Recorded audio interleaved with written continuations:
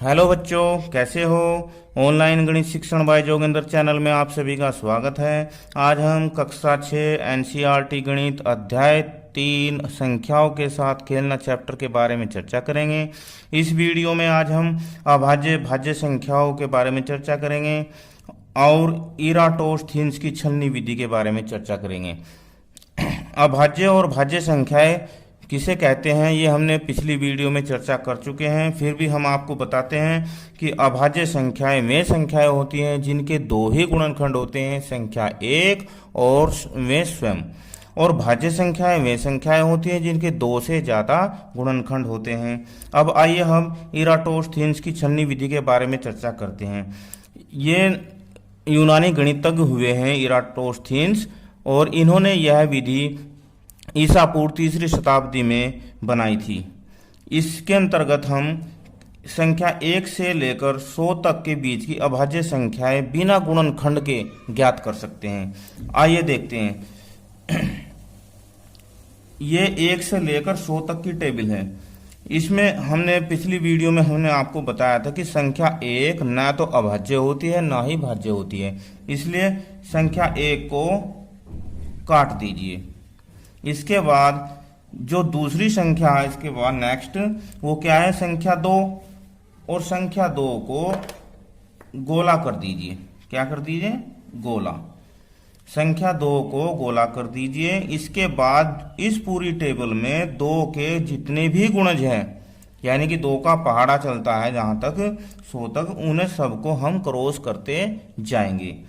2 2 दूनी 4, 2 तिया 6, 2 चौक 8, 2 पंजे 10, 2 छक्के 12, 2 सत्ते 14, 2 अठे 16, 2 नम 18, 2 दुसाम 20, 20 और 2 22, 22 2 24, 24 2 26, 26 2 28, 28 2 30, 30 2 32, 32 2 34, 34 2 36, 36 के बाद 38, 38 के बाद 40, 40 2 42, 42 2 44, 44 2 46, 46 2 48, 2 50, 50 2 52, 52 2 54, 54 2 56, 56 2 58, 58 2 60, 60 2 62, 62 2 64, 64 के बाद 66, 66 के बाद 68, 68 के बाद 70, 70 के बाद 72, 72 के बाद 74, 74 के बाद 76, 76 के बाद 78, 78 के बाद 80, 80 2 82, 82 2 84, 84 2 86, 86 2 88, 88 2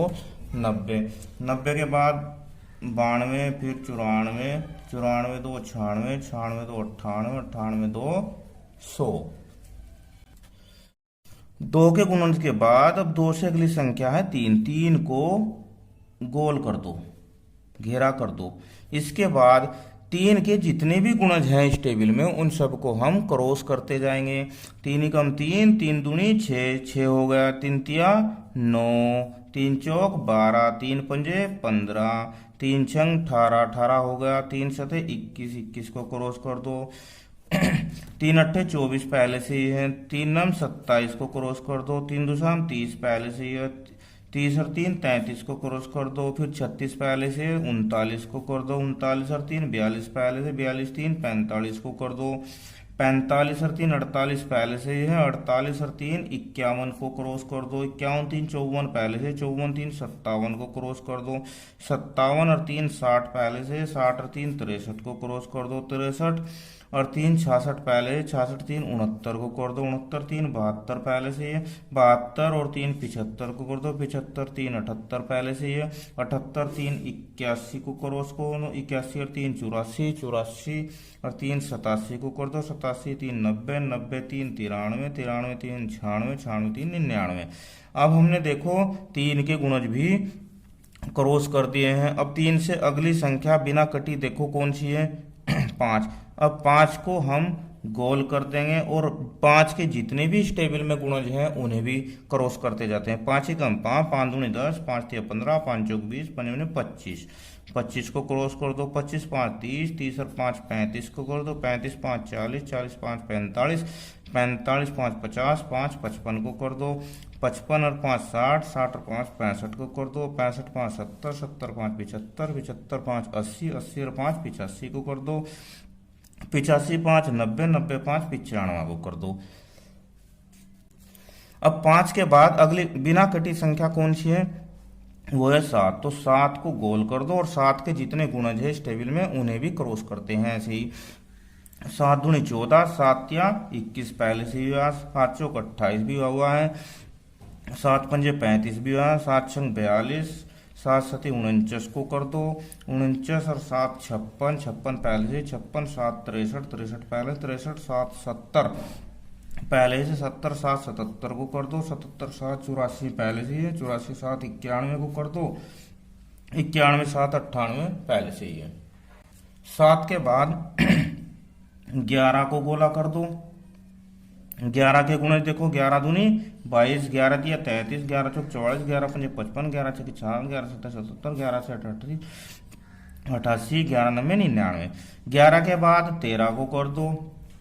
13 दूनी 26, 13 तिया 39, 13 चौका 52, 13 पंजे 65 क्रॉस हुए हैं, 13 छक 78, 13 सत्ते 91, ये भी क्रॉस हो रहे। 13 के बाद 17 को कर दो। 17 दूनी 34, 17 तिया 51, 17 चौका 68, 17 पंजे 85, ये भी हो गए। 17 के बाद 19 को गोल कर दो।